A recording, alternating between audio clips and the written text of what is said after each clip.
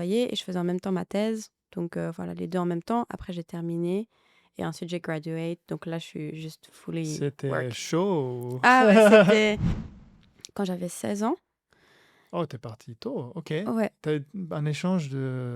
Alors mon premier échange au Japon, en fait, c'était en 2014 quand j'avais 14 ans et en fait, on part, 3 semaines au Japon et l'année d'après, il y a donc on va chez une famille d'accueil, on va aussi pendant une semaine dans un temple à Kyoto, Mhm. faire des activités, découvrir Génial. la Suisse. Ah, c'est génial. Et t'as aimé l'expérience? J'ai Bah, j'imagine. adoré l'expérience. En fait, j'étais déjà, dès que j'ai entendu le japonais, j'ai pensé: «Il faut que j'apprenne cette langue». En fait, dès qu'ils parlaient entre eux, par exemple, si tu as 3-4 Croisé. personnes, ouais, Mhm. moi, j'étais complètement perdue et à la fin de cette journée, je me rappelle, j'étais hyper déprimée. Mais je trouve que ce jour-là, ça fait 10 ans, hein, et je m'en souviens comme si c'était hier, ça m'a tellement motivée à apprendre. Je me dis: «Il faut que j'apprenne, il faut que je m'y mette».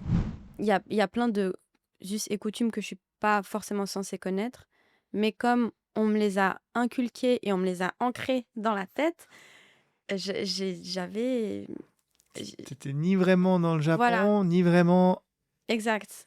à l'international. Tu t'es Exact. retrouvé un peu... Donc je me suis retrouvée un peu dans un entre-deux et j'avais vraiment du mal.